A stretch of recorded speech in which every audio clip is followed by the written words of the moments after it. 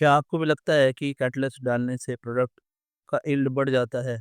अगर हाँ, तो नीट 2024 के इस सवाल ने आपका प्लस और मार्क्स छीन लिया होगा।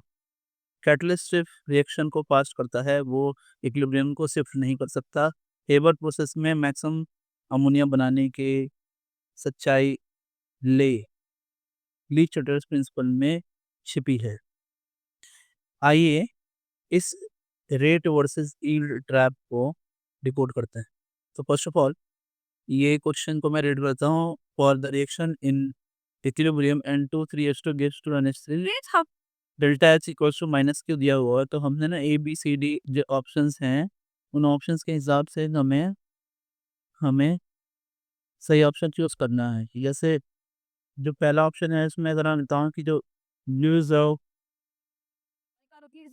कैटलाइज है, ये ऑप्शन जो है दोनों ही रेट, फॉरवर्ड रेट को और बैकवर्ड रेट को, मान लीजिए अगर मैं ए और बी ले रहा हूँ हाइपोथेटिकल, तो दोनों ही रेट को बढ़ाता है, तो रिएक्शन जो है कहीं भी शिफ्ट नहीं होगी। तो मैंने ये बात पहले भी बोली थी, कैटलिस्ट जो है किधर भी रिएक्शन को शिफ्ट नहीं कर सकता है, बोथ फॉरवर्ड और बैकवर्ड रिएक्शन को इक्वली कैटलाइज करता है, equally कैटलाइजेस the forward and backward reaction and backward, है ना, समझ गए। अब आगे की बात समझते हैं आप। ऑप्शन बी कह रहा है डिक्रीजिंग कंसेंट्रेशन ऑफ N2।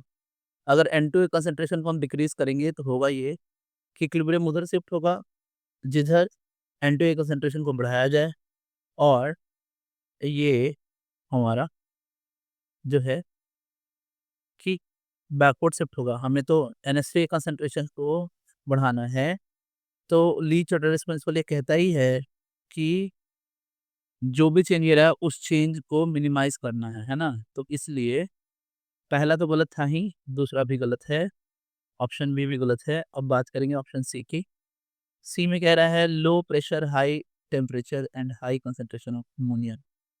देखिए लो प्रेशर पर ये रिएक्शन बैकवर्ड शिफ्ट होगी क्योंकि N2+3H2 गिव्स 2NH3 पर यहाँ 2 मोल है और यहाँ 3 मोल ऑफ गैसियस रिएक्टेंट है और यहाँ 2 मोल्स ऑफ गैसेस प्रोडक्ट है। तो जब पे भी हम प्रेशर को कम करेंगे तो रिएक्शन जो है ज़्यादा मोल्स ऑफ गैस की तरफ शिफ्ट करेगा, है ना, और इसलिए फिर से NH3 जो है हमें मैक्सिमम नहीं मिलेगा।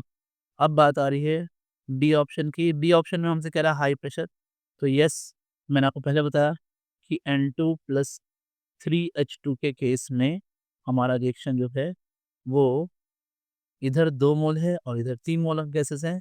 तो प्रेशर के बढ़ाने से जो हमारा रेट है वो फॉरवर्ड की तरफ, जो रिएक्शन है वो फॉरवर्ड की तरफ शिफ्ट हो जाएगा। तो हमारा आंसर जो है, ठीक है, पहला प्रेशर के रिस्पेक्ट में तो हाई होगा, डी के हिसाब से प्रेशर सही है क्योंकि ये रिएक्शन जो है वो delta H is equals to minus Q है, एक्सोथर्मिक है।